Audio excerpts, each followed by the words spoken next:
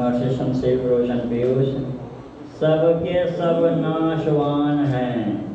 आदरणीय सज्जन वृंद तथा आदरणीय माताओं एवं भक्तिमती बहनों, जिस फाटक से हम लोग प्रवेश करते हैं वहाँ पर लिखा हुआ है यह संत मत का सत्संग है।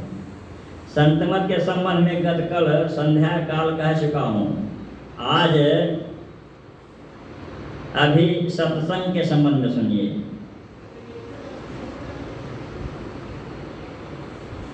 अभी के सत्संग के सुनने ठीक है। सत्संग में दो शब्द हैं, सत और संग। सत क्या है? भगवान श्री कृष्ण ने गीता में बतलाया है, ना सतो विद्यते भावो न भावो विद्यते सतः।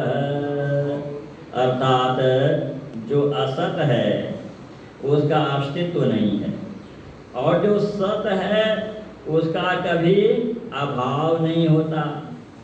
जिज्ञासा होती है यह सत और असत क्या है। जिसको सत कहते हैं वह था, है और रहेगा, अर्थात त्रैकाल अबाधित तत्व को सत कहते हैं। जो असत है वह हम लोगों को इंद्रिय गोचर है, वस्तुतः उसकी स्थिति नहीं है। जो कुछ भी दिख पड़ता है सभी भासमान है, नाशवान है। जो कुछ इंद्रिय ग्राह्य है सभी चीजें विनाशशील है। संत कवि साहब के शब्दों में हम कह सकेंगे, अखंड साहब का नाम और सब खंड है, खंडित मेरु सुमेरु खंड ब्रह्मांड है। वह परम परमात्मा और उसका नाम ही अखंड है, अनाशी है, अविनाशी है। उनके अतिरिक्त और जितने जो कुछ पिंड ब्रह्मांड हैं सब के सब नाशवान हैं, विनाशी हैं। जो संसार हम बाहर देख रहे हैं उसी का छोटा रूप यह शरीर है। जितने तत्वों से यह संसार बना हुआ है उतने ही तत्वों से यह शरीर बना हुआ है। अर्थात 5 तत्व इस संसार में हैं, उसी तरह इस शरीर में भी वे ही 5 तत्व हैं, क्षिति, जल, पावक, गगन और समीर। वायु संसार में भी 3 गुण काम करते हैं। 3 गुण, रजोगुण, सत्वगुण और तमोगुण। अर्थात उत्पादक शक्ति, पालक शक्ति और विनाशक शक्ति। संसार के जितने स्तर हैं इस शरीर के भी उतने ही स्तर हैं। शरीर के जिस स्तर पर जब हम रहते हैं संसार के भी उसी स्तर पर तब हम रहते हैं। शरीर के जिस स्तर को जब हम छोड़ते हैं संसार के भी उसी स्तर को तब हम छोड़ते हैं। इस दृष्टि से यदि हम शरीर के सब स्तरों को पार कर जाएं तो संसार के भी सभी स्तरों को पार कर जाएंगे। विचारणीय विषय यह है कि शरीर नाशवान है।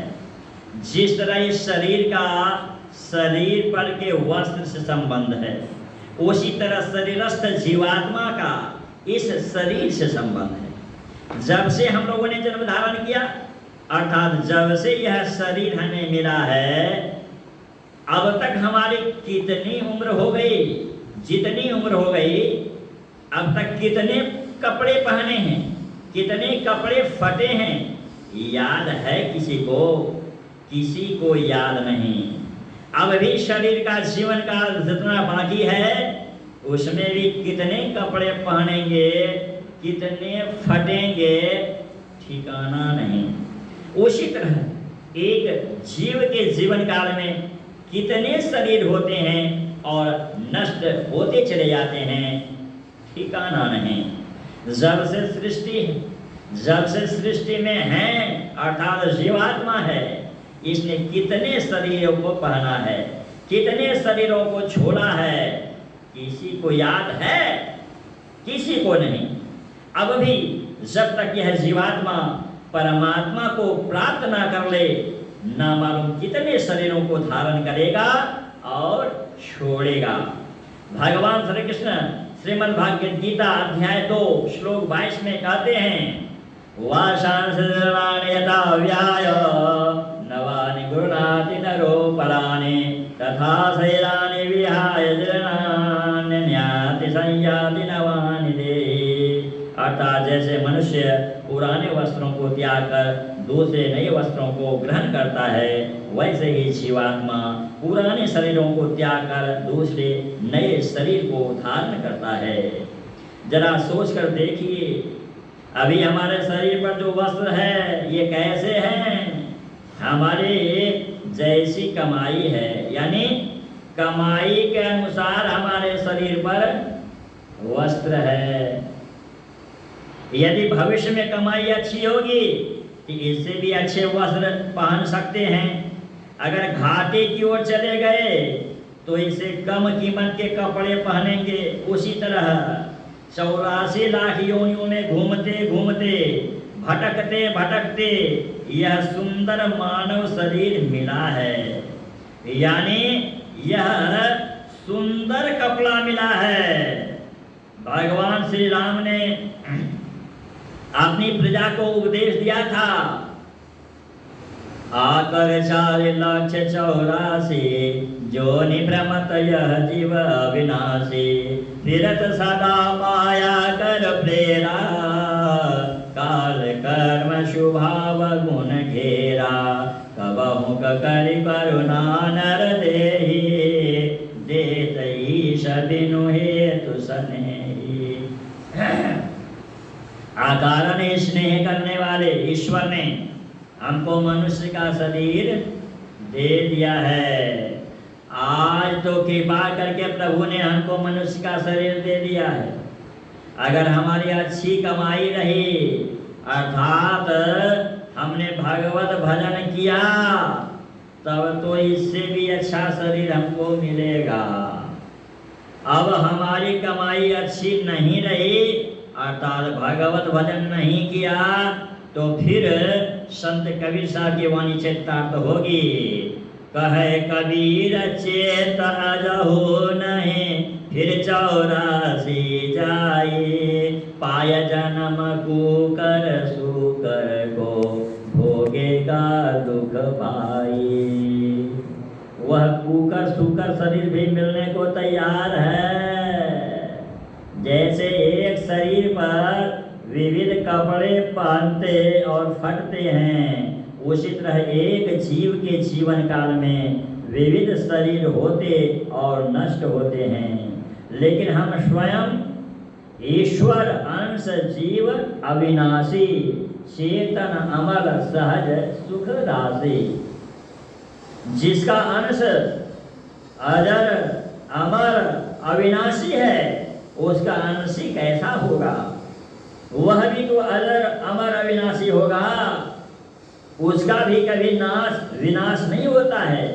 उस अविनाशी परमात्मा से अविनाशी जीवात्मा का संग कर दीजिए, यह भी सत है, वह भी सत है। इस सत को उस सत से मिला दीजिए, यह असली सत्संग हो जाएगा। श्री सद्गुरु महाराज की। हाथरस निवासी संत तुलसी साहब ने लिखा है, सत सुरत समझ सिहार साधो, निरख नित नयनन रहो। इस सत्संग से, इस सत से उस सत का संग होना सर्वोच्च श्रेणी का सत्संग है। लेकिन लोग जो पढ़ते हैं, प्रथम श्रेणी, द्वितीय श्रेणी, तृतीय श्रेणी, क्रम क्रम से बढ़ते जाते हैं। उसी तरह से वह तो सर्वोच्च श्रेणी है, पर उसे निम्न श्रेणी पहले और उसके बाद भी पहले निम्न श्रेणी चाहिए।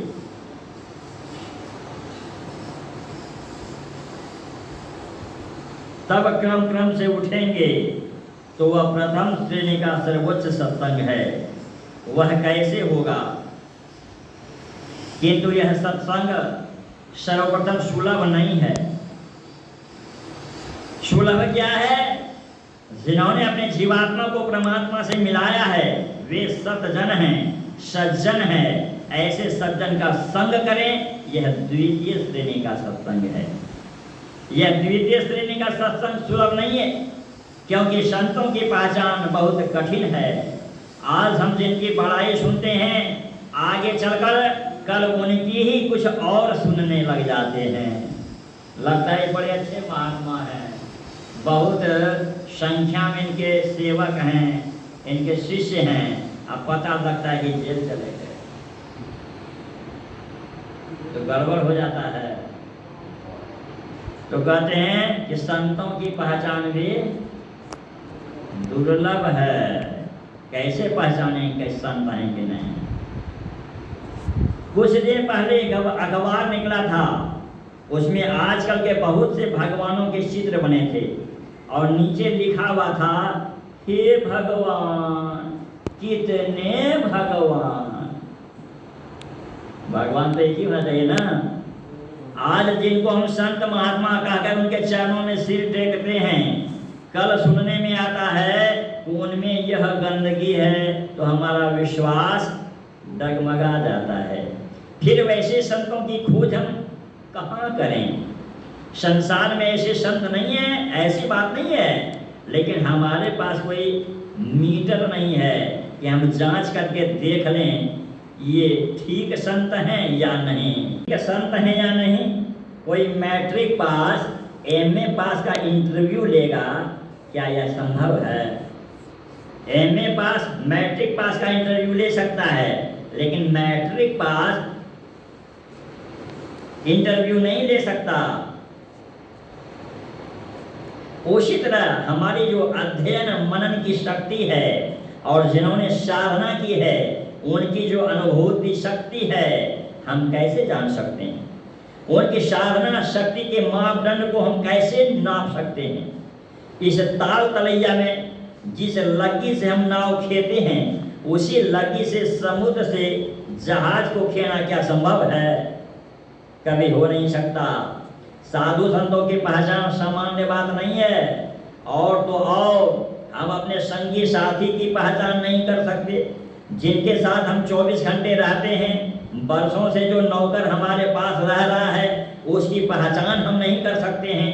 चाबी दे देते हैं, कहते हैं इतने रुपये ले आओ, गिनकर इतने रुपये तिजोरी में रख दो।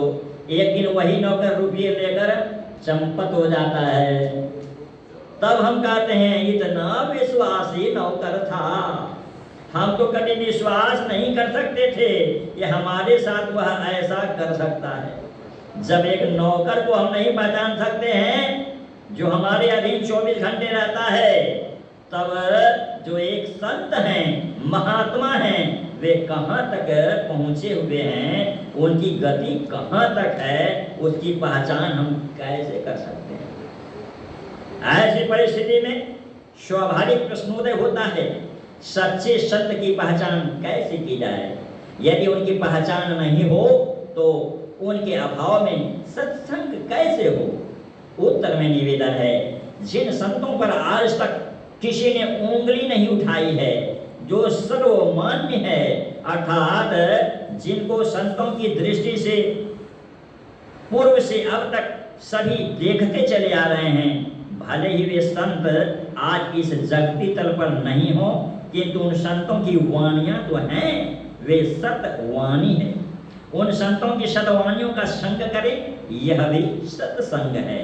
यह तीसरी श्रेणी का सत्संग है। अगर सच्चे संत मिल जाएं, तब तो कहना ही क्या, हमारा अहोभाग्य है। महोपनिषद में लिखा है, विद्यते हृदय ग्रंथि सिद्ध्यन्ते सर्व संशया क्षीयन्ते चास्य कर्माणि तस्मिन् दृष्टे परावरे। अर्थात परे से परे को, परमात्मा को देखने पर हृदय की ग्रंथि खुल जाती है, सभी संशय छिन्न हो जाते हैं और सभी कर्म नष्ट हो जाते हैं। इन विभूतियों से विभूषित होते हैं संत। उपनिषद में आया, जिनके हृदय की ग्रंथि विच्छिन्न हो गई है। यह हृदय की ग्रंथि कौन सी है? इस संदर्भ में गोस्वामी तुलसीदास जी महाराज ने रामचरितमानस में कहा है, जड़ चेतन ही ग्रंथि पड़ गई यद्यपि मृषा छूटत कठिनाई। इस जड़ चेतन की ग्रंथि को जिन्होंने खोल डाला है, जड़ और चेतन की ग्रंथि को खोलने से क्या मिलता है? यदि किसी ने खोल ही डाला तो उनको क्या मिला? हम लोग जब गांठ देते हैं तो गांठ में कुछ रखते हैं, जब गांठ खोलते हैं उसमें जो कुछ माल रहता है वह मिलता है। क्या माल मिलता है? और जो पूछता हूँ उसका अपने विचारानुकूल उत्तर दीजिए। आप सुबुद्धि चाहते हैं या कुबुद्धि? आप लोगों ने एक स्वर में कहा सुबुद्धि चाहते हैं। गुरुदेव, जब तक आप संसार में जीवित रहें, खाएं पिएं, ऐश आराम करें, मौज से रहें, और शरीर छूटने के बाद आप शुभ गति चाहते हैं या दुर्गति? उन लोगों ने कहा शुभ गति चाहते हैं। संसार में आप लोग ऐश्वर्यवान होकर रहना चाहते हैं या दीनहीन कंगाल होकर? उन लोगों ने कहा ऐश्वर्यवान होकर रहना चाहते हैं। गुरुदेव ने पुनः पूछने की कृपा की, संसार में आप अपनी भलाई चाहते हैं या बुराई? उन लोगों ने कहा भलाई। गुरुदेव बोले देखिए, गोस्वामी तुलसीदास जी महाराज ने लिख दिया है कि मति की रति गति भूति भलाई, जब जहि चतन जहाँ जहि पाए, सो जानब सतसंग प्रभाव, लोकहु वेदन आन उपाऊ। अगर ये पांचों चीजें मिल जाएं तो और छठी क्या चीज चाहिए? उन लोगों ने कहा महाराज तब तो सब पूरा हो गया। गुरुदेव बोले तो समझिए, सत्संग से अच्छी अच्छी चीजें मिलती हैं, इसलिए सबको सत्संग करना चाहिए। गोस्वामी जी ने लिखा है कि सठ सुधरहि सत्संगति पाए, परस परस गुधा तो सुहाए।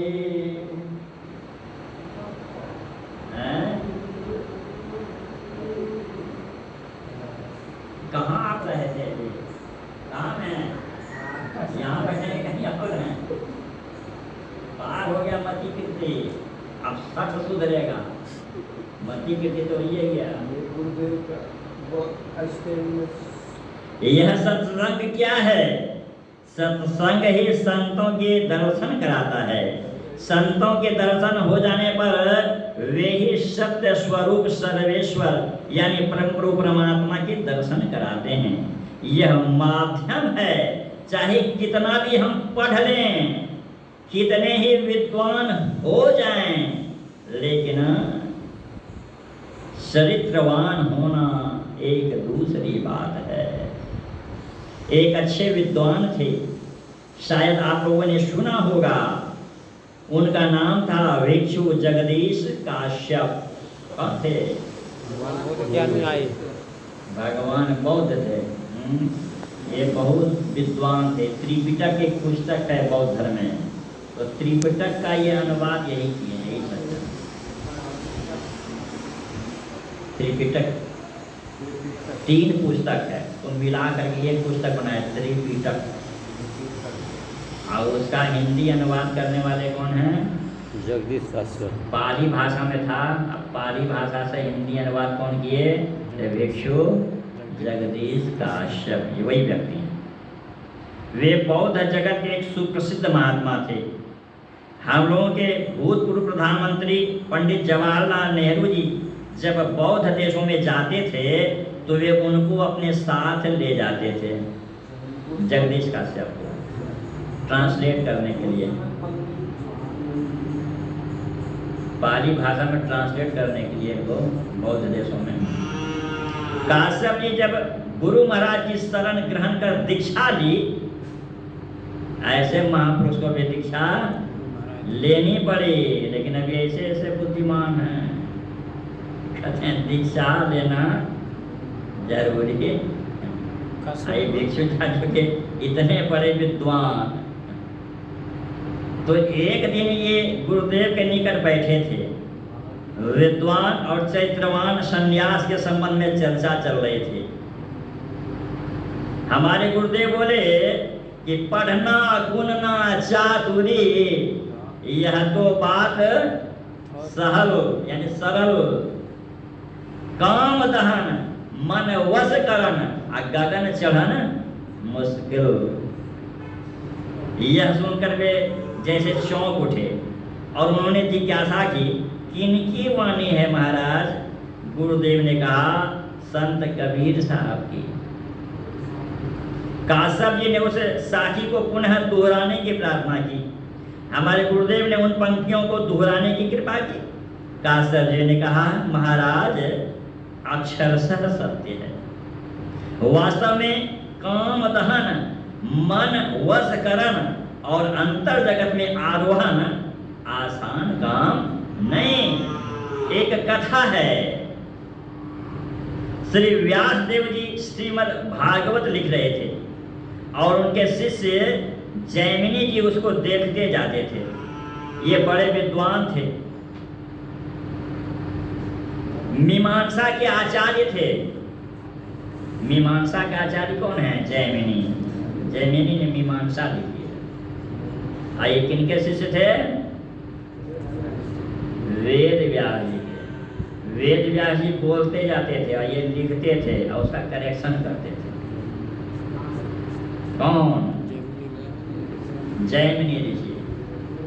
श्रीमद् भागवत में व्यास देव जी ने लिखा था, बलवान इंद्रिय ग्रामो विद्वान समपि कर्षति। अर्थात इंद्रियां इतनी बलवती होती हैं कि यह विद्वानों को भी आकर्षित कर लेती है।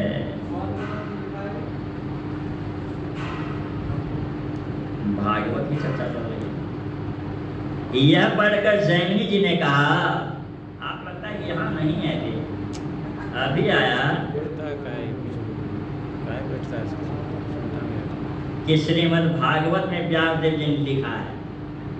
फिर पूछते हैं,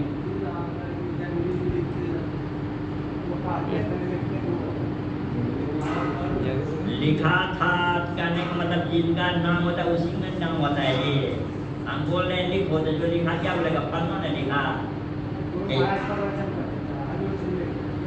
यहाँ किसका पढ़ते हैं? जैमिनी लिखते तो उसको करेक्शन करते थे, लिखते जाते थे, ये बोलते जाते थे, यह पंक्ति ठीक नहीं जचती। यह पढ़कर जैमिनी ने कहा, गुरुदेव यह पंक्ति ठीक नहीं जचती। इस तर्क से कोई लाभ नहीं। लिखता नहीं लिखता।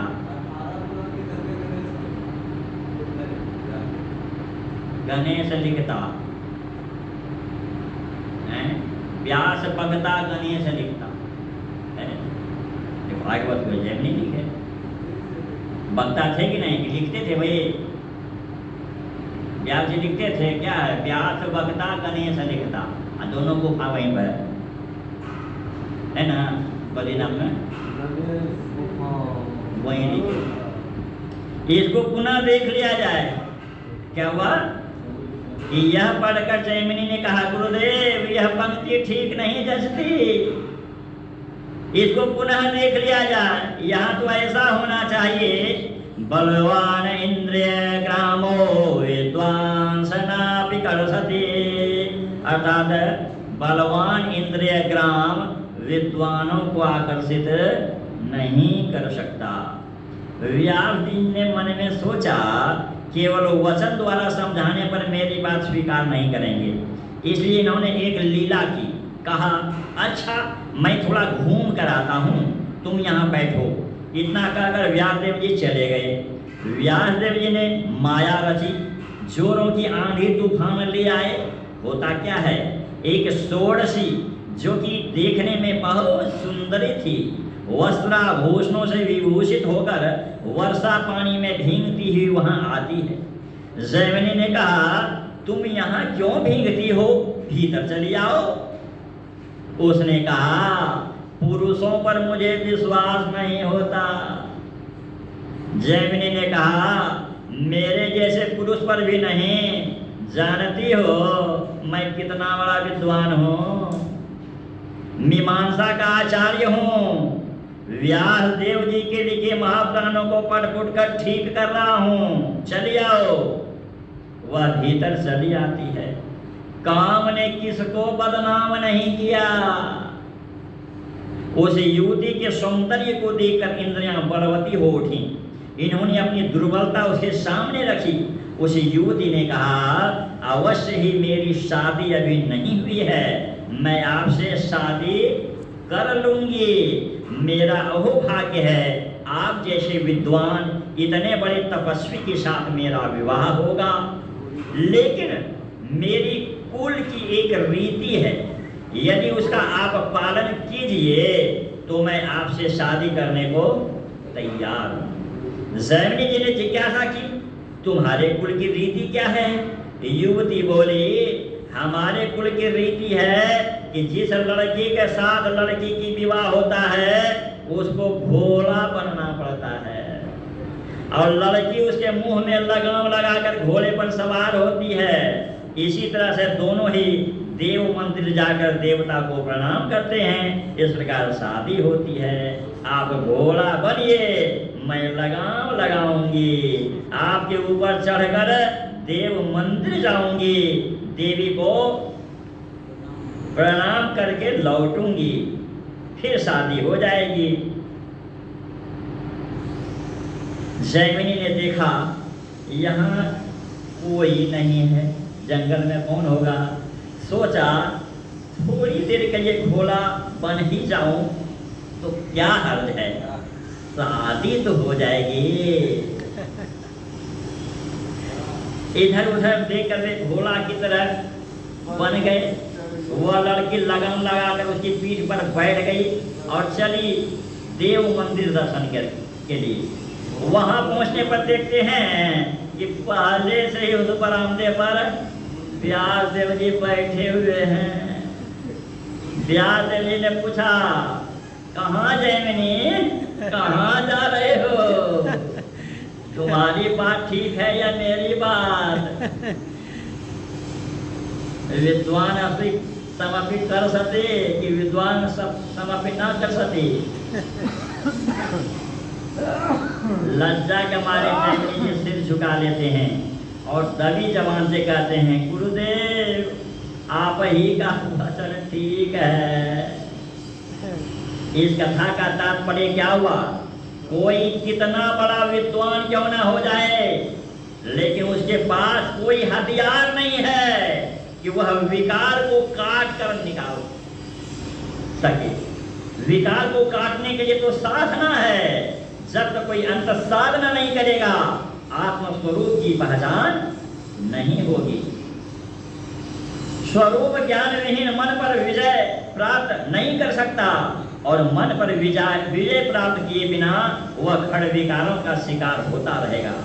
भगवान श्री कृष्ण ने गीता अध्याय 2 श्लोक 59 में कहा है विषया विनिवर्तन्ते निराहारस्य देहिना रसवर्जं रसोऽप्यस्य परं दृष्ट्वा निवर्तते। अर्थात यद्यपि इंद्रियों के द्वारा विषयों को न ग्रहण करने वाले पुरुष के भी केवल विषय तो निवृत्त हो जाते हैं, परंतु राग नहीं निवृत्त होता।